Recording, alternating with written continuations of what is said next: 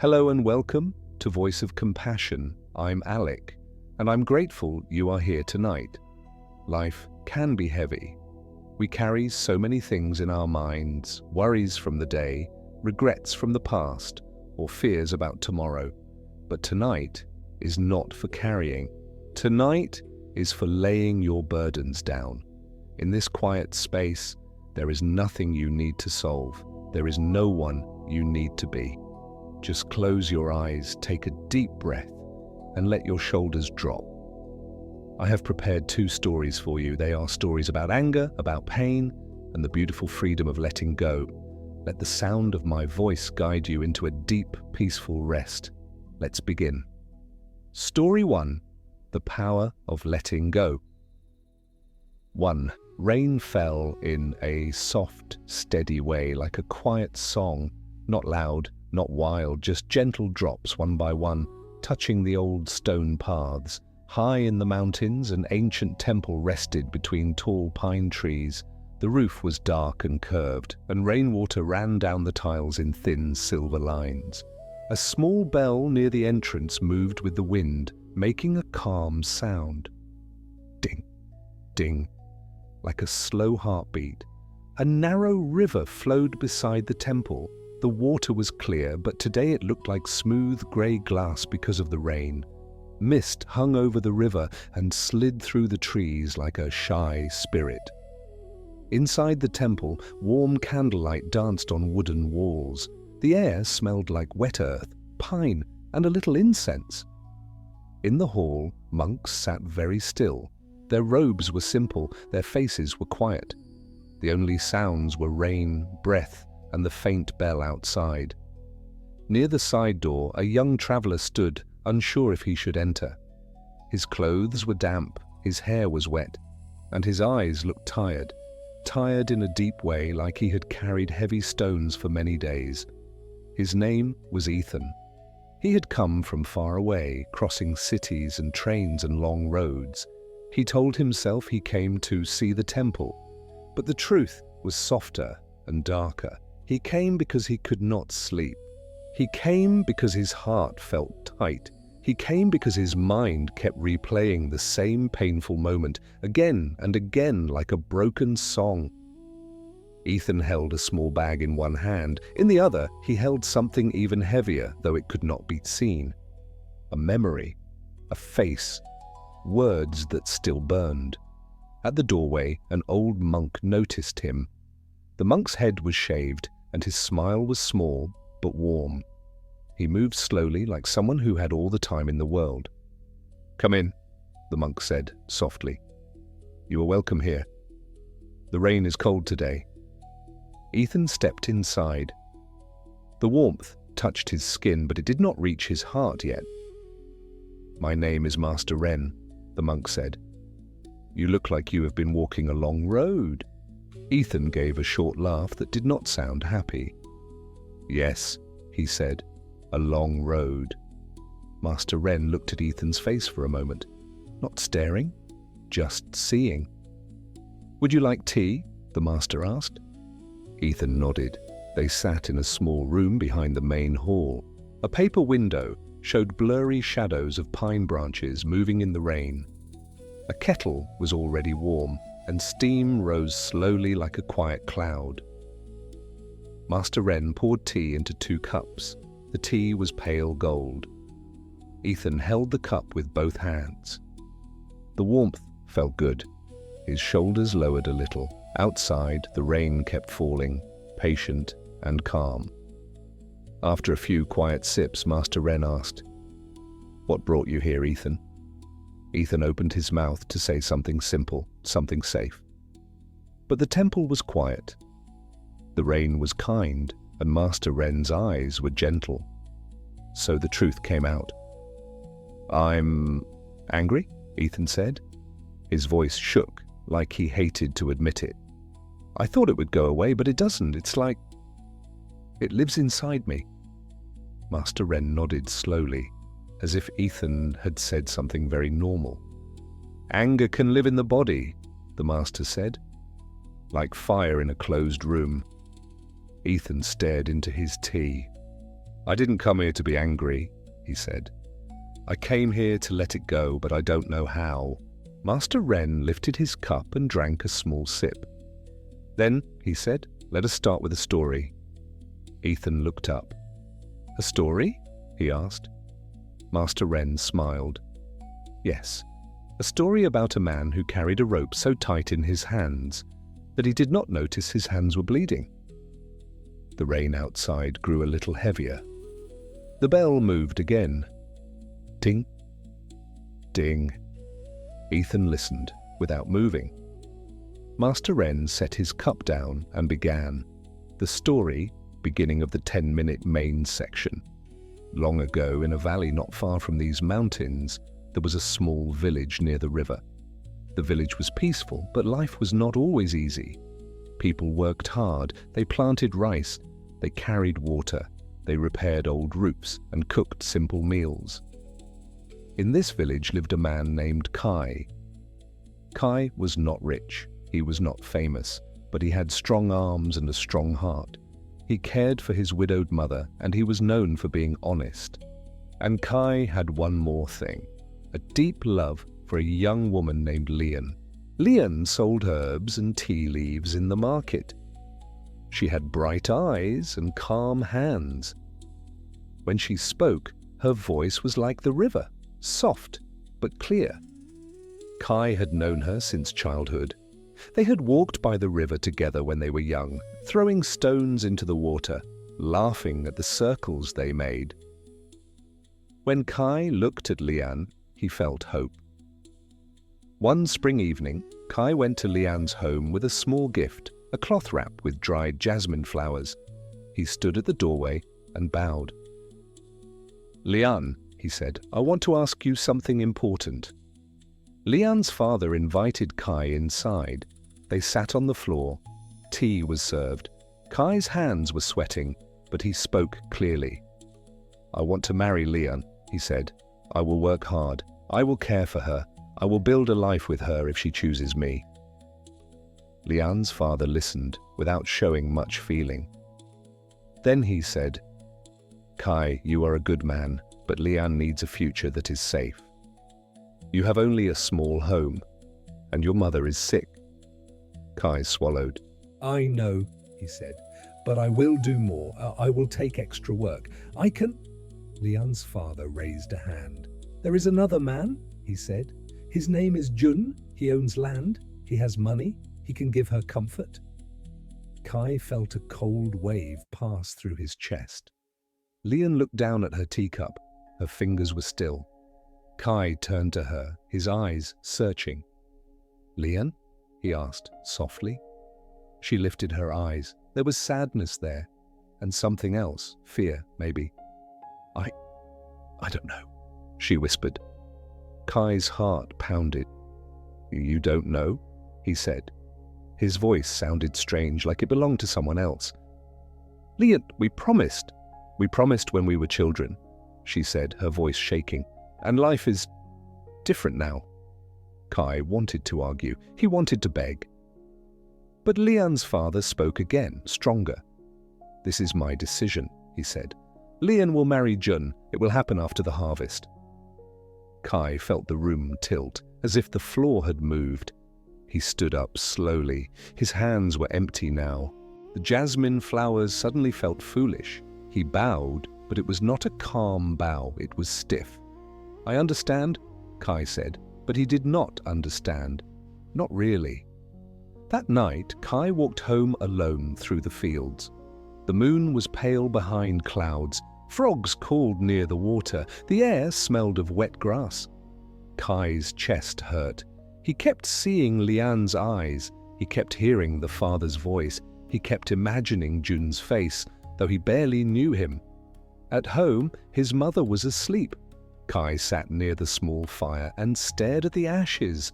In the morning, he woke up with the same pain.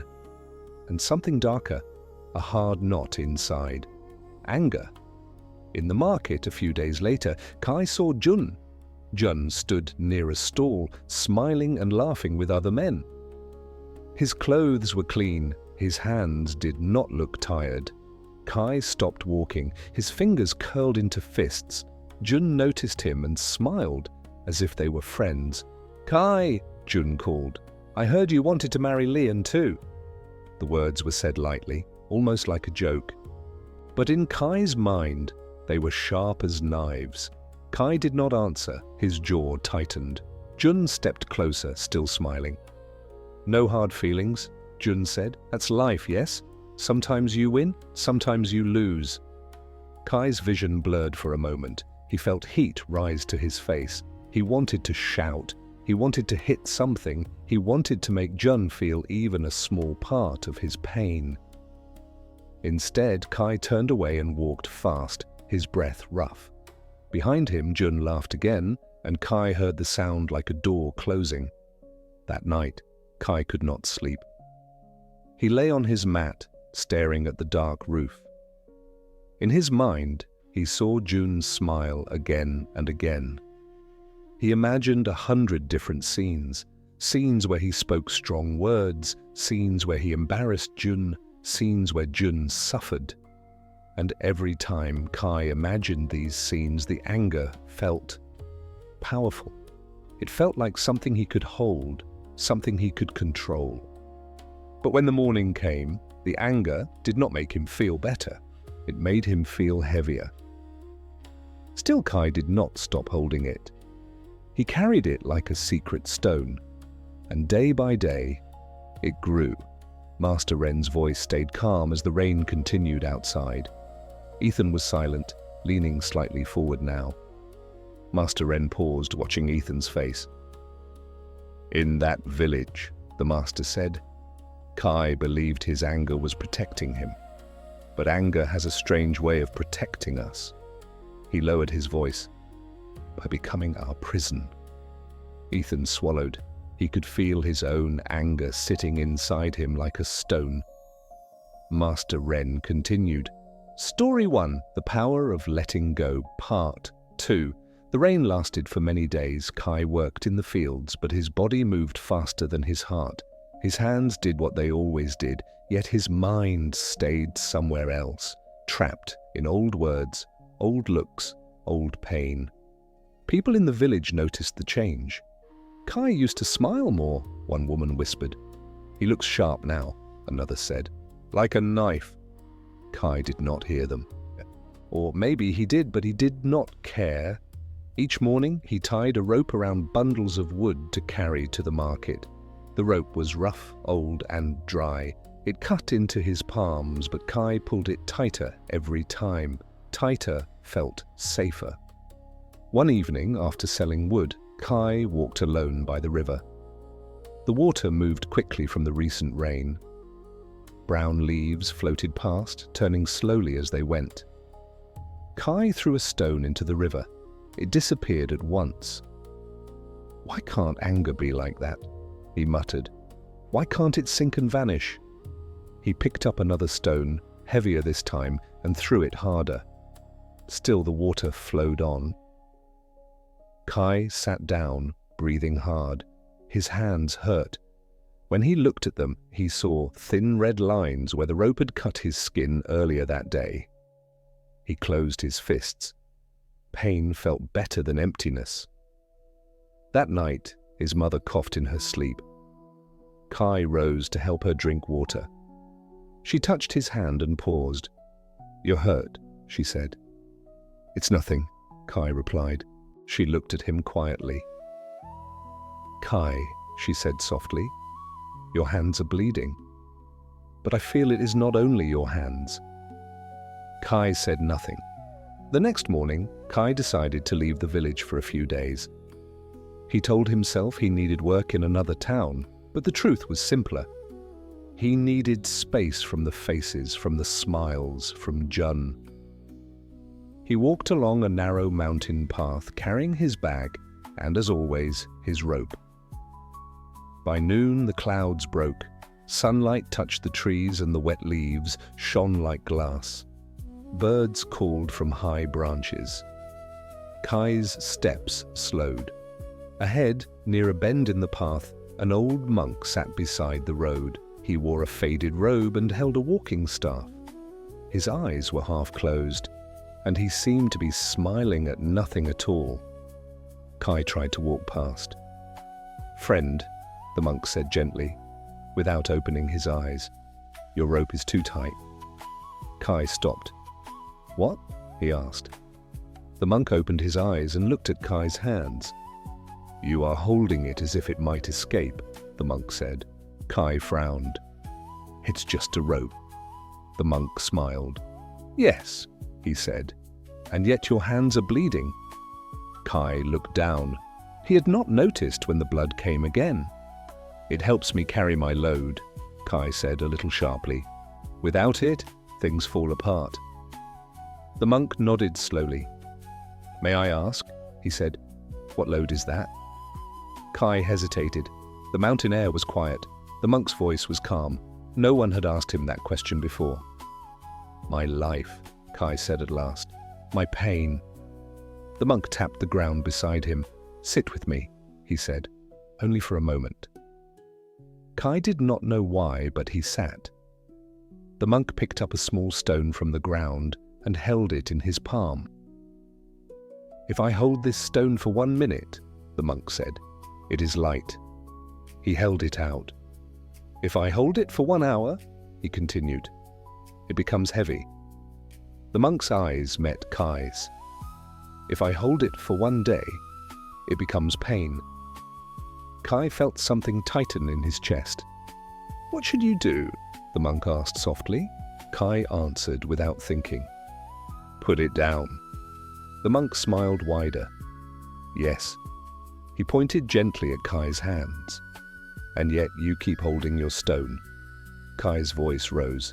"If I let go," he said, "then what? What about what they did to me? What about what I lost?" The monk placed the stone on the ground. "Look at the river," he said. Kai turned his head. The river moved steadily below the path.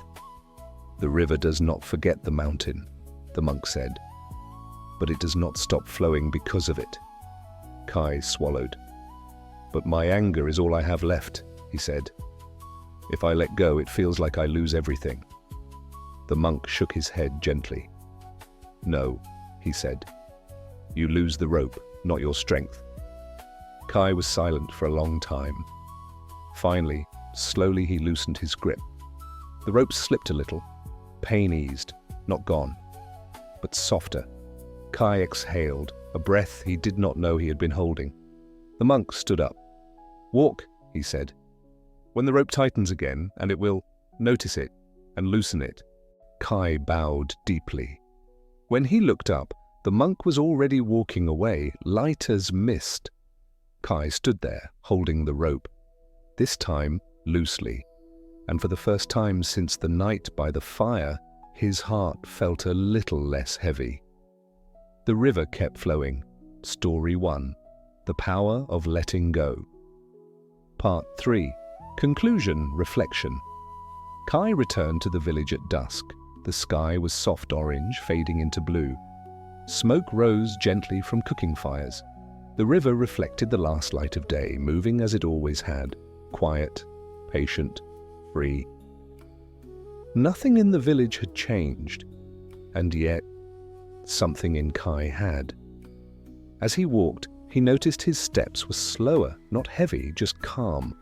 The rope was still in his hand, but it no longer cut into his skin. His fingers rested around it, not fighting it. At home, his mother sat near the fire. "You're back," she said, smiling. "Yes," Kai replied. She looked at his hands again. "They are healing," she said. Kai nodded. That night, Kai slept deeply for the first time in many weeks. No arguments in his dreams, no sharp faces, only the sound of water moving over stones. Days passed. Lian married Jun after the harvest, just as planned. The village celebrated, music played, lanterns glowed in the night. Kai did not go, but he did not hide either. He worked in the fields, he helped his mother, he walked by the river when his chest felt tight. Sometimes the anger returned. It came quietly, a memory, a laugh, a sudden thought.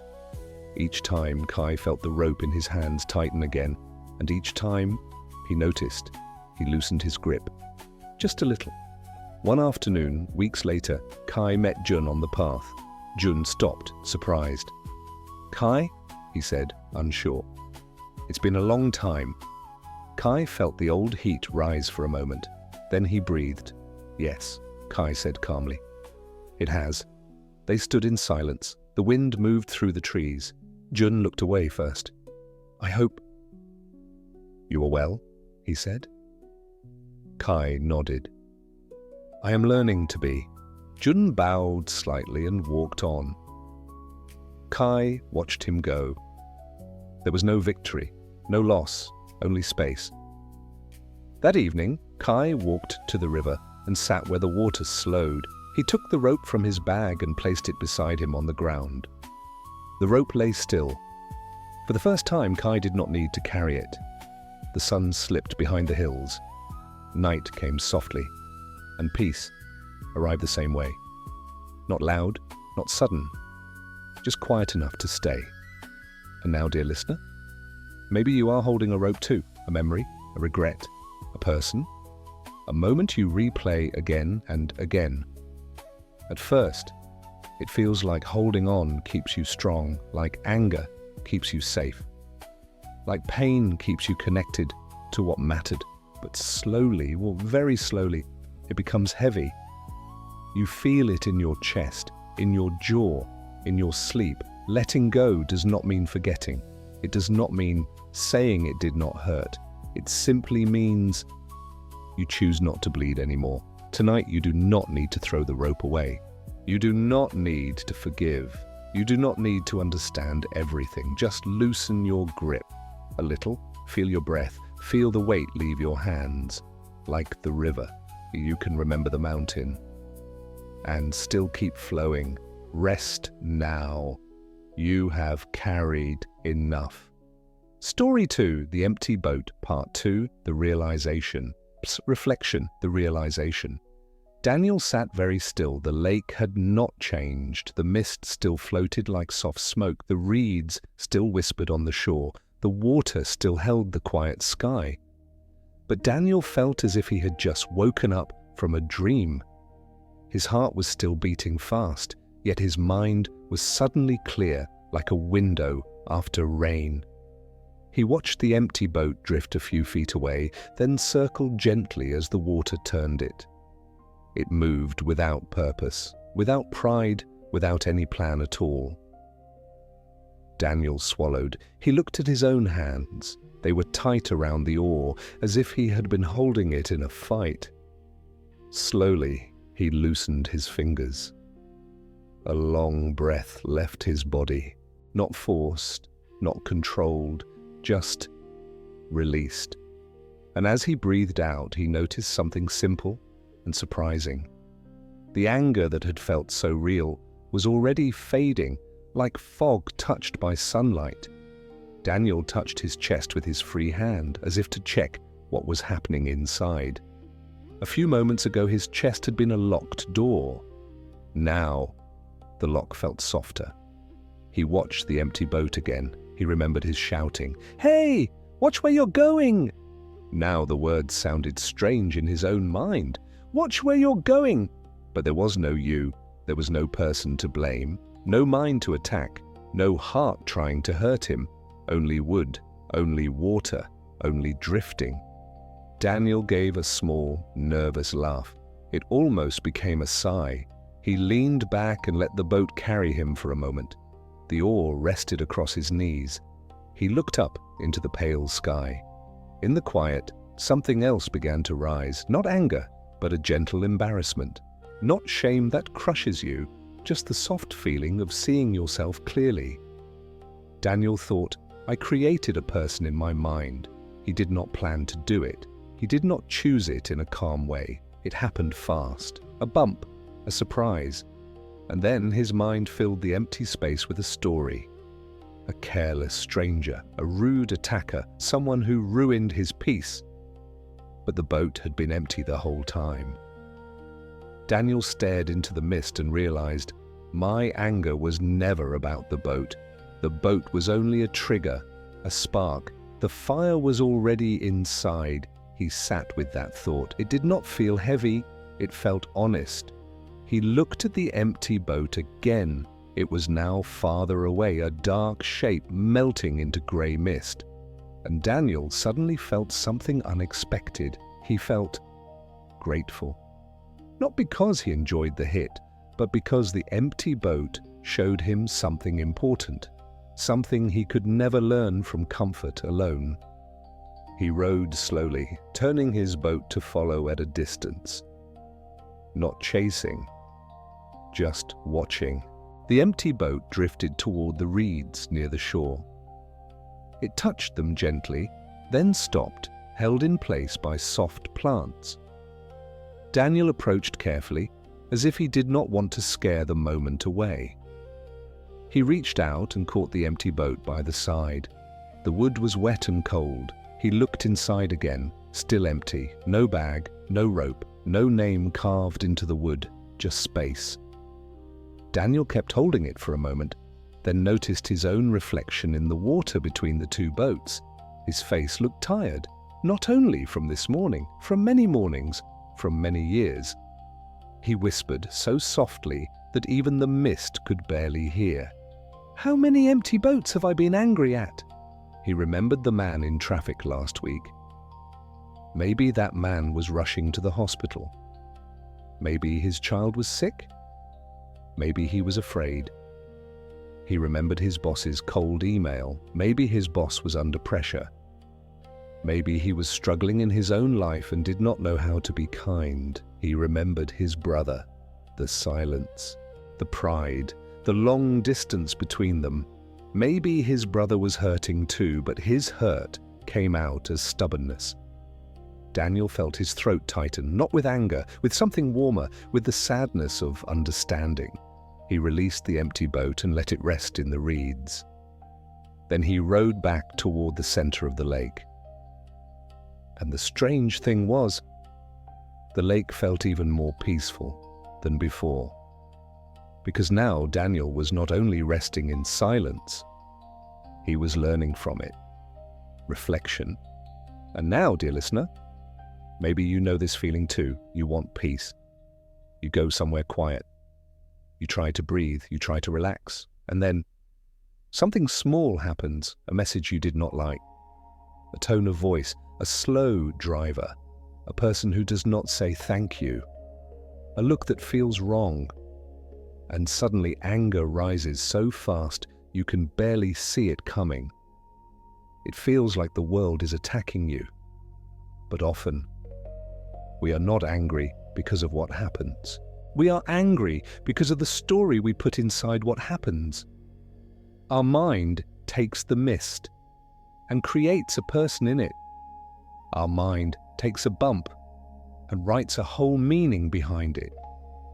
They did it on purpose. They don't respect me, they are trying to hurt me. And the body believes it. The heart believes it. The anger becomes real. But then, one day, you find out the boat is empty. No enemy, no attack, no insult, only life, drifting, only people, imperfect, only moments, passing like mist. This does not mean we allow harm. It does not mean we accept abuse. It simply means, before we burn, we look again, we pause, we breathe, we ask gently, is this boat truly full? Or is my mind filling it?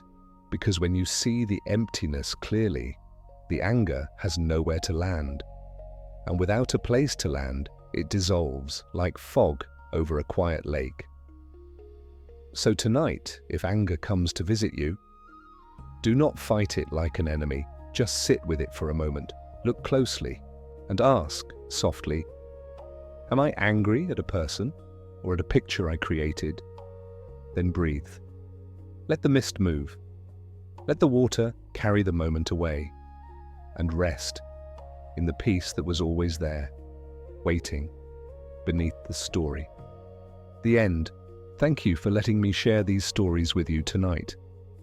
If these words brought you a little peace or helped you loosen your grip on the day, please consider subscribing to Voice of Compassion It helps me share this quiet space with more people who need it. But for now, let the screen fade, let the world fade. You are safe, you are calm, and you are free to let go. Good night, and sweet dreams.